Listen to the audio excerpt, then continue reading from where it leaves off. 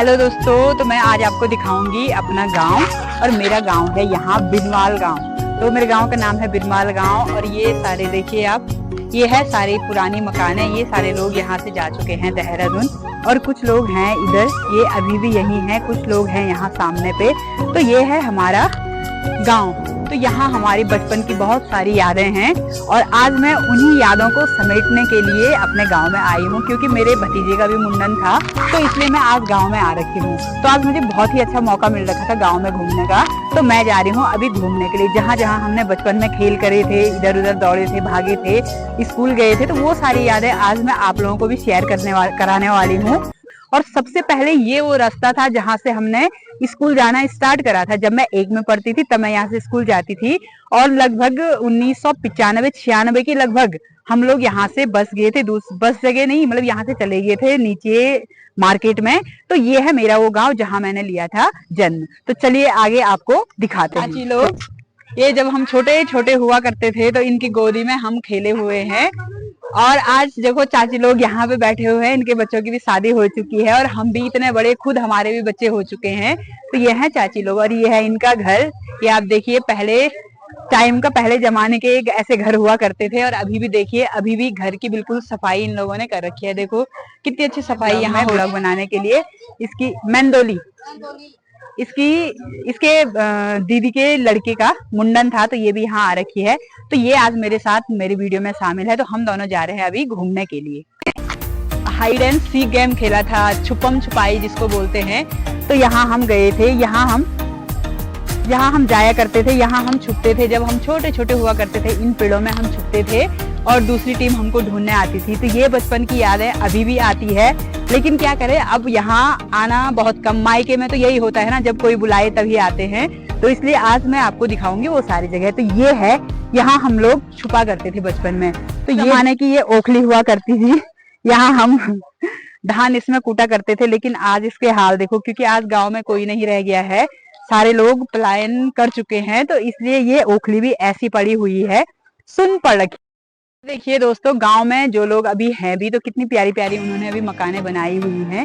ये देखिए, और यहाँ से आप देखिए चारों तरफ का नज़ारा आपको दिखेगा। यहाँ सामने पे पालछुनी, सीरी, डुंगरी, चल्लेपानी, बहुत सारे गांव यहाँ, असेड़, सिमली, सारे गांव यहाँ है। और इस साइड है पैठानी, बनेला, चिड़िंगा। एक मंदिर आपको दिखाई दे रहा होगा थोड़ा सा, तो यहाँ है देवी धुरा मंदिर, और यह है महामृत्युंजय महादेव का मंदिर। भगवान शिव शंकर का यहाँ मंदिर है। और श्रावण महीने के टाइम पे लोग यहाँ, सारे जितने भी भक्त हुआ करते हैं, सारे लोग यहाँ जाते हैं। तो अभी हम चलते हैं फिर आगे की तरफ। तो आइए, आप भी आ जाइए। दोस्तों, ये वो पेड़ है जिसपे हम बचपन में झूला करते थे।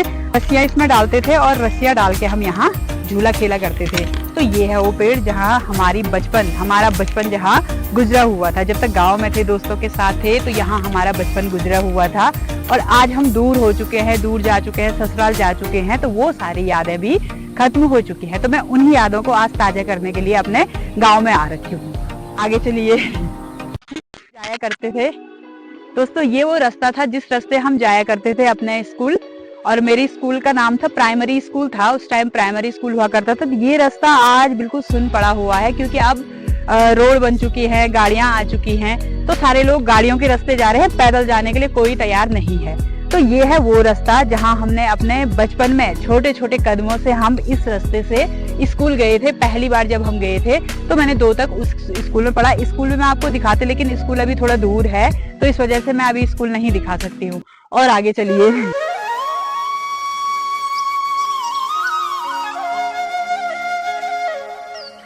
तो ये गांव है नीचे, इसको बोलते हैं डुंगरियाल गांव। यहाँ भी सारे पंडित लोग रहते हैं, और हमारे गांव में भी सारे पंडित लोग रहते हैं। हमारे गांव में मलीठा लोग रहते हैं, और यहाँ नीचे गांव में सती लोग रहते हैं।